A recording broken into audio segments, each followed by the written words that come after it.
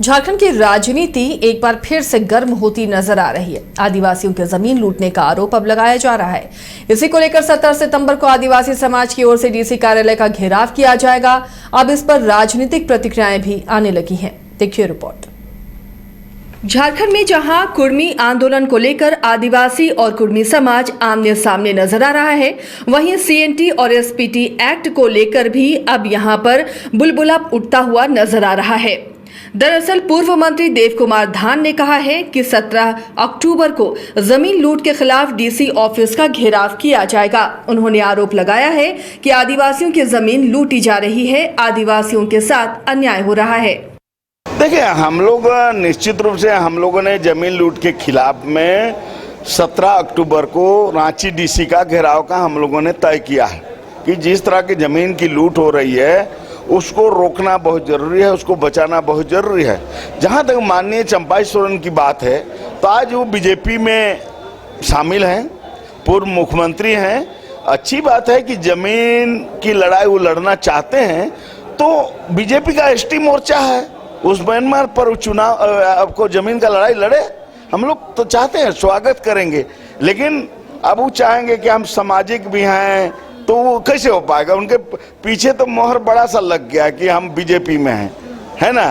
तो सामाजिक संगठन अलग आंदोलन करेगी, चंपाई सोरेन अपना अलग करेंगे। चूंकि उनको पार्टी को क्या लाइन लेना है, चूंकि पार्टी से छोड़ के वो आ जाए तो हम लोग सामाजिक संगठन में उनको शामिल कर लेंगे, कोई दिक्कत नहीं। लेकिन वो चाहेंगे कि हम बीजेपी से घोषणा करें और सब सामाजिक संगठन हमको समर्थन करें, ये संभव नहीं है। हाँ, राजनीतिक पार्टी को समर्थन करना है तो सामाजिक संगठन को कर सकते हैं, लेकिन ये उल्टा नहीं हो सकता है। इसलिए उनका अच्छी बात है कि वो जल जंगल जमीन के लिए आपको रक्षा के लिए बात उठा रहे हैं, तो चंपाई दादा को बहुत हम लोग की तरफ से शुभकामनाएं हैं, धन्यवाद है।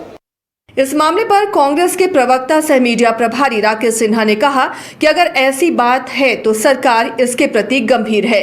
उन्होंने कहा कि महागठबंधन की सरकार ने संजीदगी के साथ सीएनटी और एसपीटी एक्ट लागू करने का काम किया है और जल्द ही राज्य में पेशा कानून भी लागू होने जा रहा है।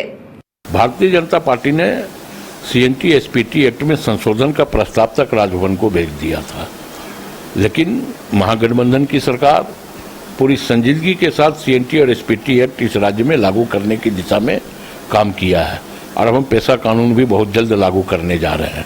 तो स्वाभाविक तौर पे तमाम चीज़ें जो उनका अपना एक गिरिभांस है वो गिरिभांस पूरा होगा। वहीं बीजेपी प्रवक्ता अशोक बड़ाइक ने कहा कि जब से राज्य में हेमंत सोरेन की सरकार बनी है, यह अबुआ सरकार है, लेकिन कहने को है इस सरकार में सबसे ज्यादा शोषित पीड़ित कोई महसूस करता है और जिसकी जमीनें छीनी जाती हैं वो आदिवासी ही समाज है। उन्होंने आरोप लगाया कि मुख्यमंत्री हेमंत सोरेन पर सीएनटी और एसपीटी एक्ट का उल्लंघन कर जमीन खरीदने का आरोप है, तो इस सरकार के लोगों से क्या उम्मीद की जा सकती है? देखिए, जब से माननीय हेमंत सोरेन जी के नेतृत्व में ये सरकार बनी है, ये अबुआ सरकार बनी है, आदिवासियों की सरकार बनी है। कहने को ये अबुआ सरकार है, आदिवासियों की सरकार है, लेकिन इस सरकार में सबसे ज्यादा शोषित पीड़ित अपमानित कोई महसूस कर रहा है, जिसकी जमीनें छीनी जा रही है वो आदिवासी समाज। जिस मुखिया की माननीय मुख्यमंत्री हेमंत सोरेन जी के ऊपर सीएनटी छोटा Nagpur tendency act, Santhal Pargana tendency act का उल्लंघन करके जमीन खरीदने का आरोप है, तो आप उसकी सरकार के ऊपर क्या उम्मीद कर सकते हैं? और इस हेमंत सोरेन सरकार के दूसरे कार्यकाल में, यानी छठा साल ये यूपीए की सरकार चल रही है, ये अबुआ सरकार की चल रही है, और ये 6 सालों में जितनी आदिवासी जमीन की लूट हुई है, जितने फर्जी तरीके से जमीन का फर्जीवाड़ा करके जमीन का हस्तांतरित किया गया है, मुझे नहीं लगता है कि आजादी झारखंड के अलग होने के बाद कभी आदिवासियों की जमीन की इतनी फर्जी तरीके से खरीद बिक्री की गई होगी।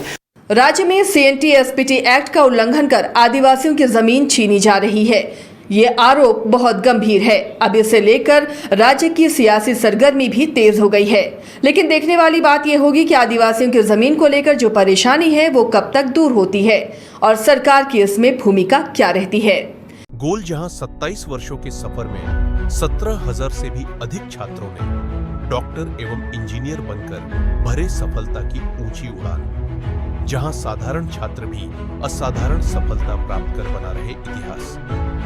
दूरदर्शी शिक्षाविद श्री विपिन सिंह के मार्गदर्शन में मेडिकल एवं इंजीनियरिंग के लाखों छात्रों के लिए आशा की किरण के रूप में gold result factory. H2O City, higher quality of living. a project by Anshul Homes. Luxury 2 and 3 BHK flats with garden attached balcony. Amenities are valet parking, swimming pool, clubhouse, kids play area, badminton and basketball courts. Anshul Homes, H2O City. घर रहने का मकान भर नहीं, ये खुशियों की तिजोरी है। दरवाजे पर दस्तक देता पड़ोस, खिड़कियों से उमड़ आता आसमां, तारों में उलझी ऐसी ना जाने कितनी दास्तां। कहती हैं चले डायमंड सिटी, एक सफर हम सफर के साथ अपने घर तक। Diamond city, life long bonding, 500 से ज्यादा खुशहाल डायमंड परिवार। जल्दी करें, सिर्फ 200 फ्लैट बाकी। आज ही बुक करें अपना आशियाना।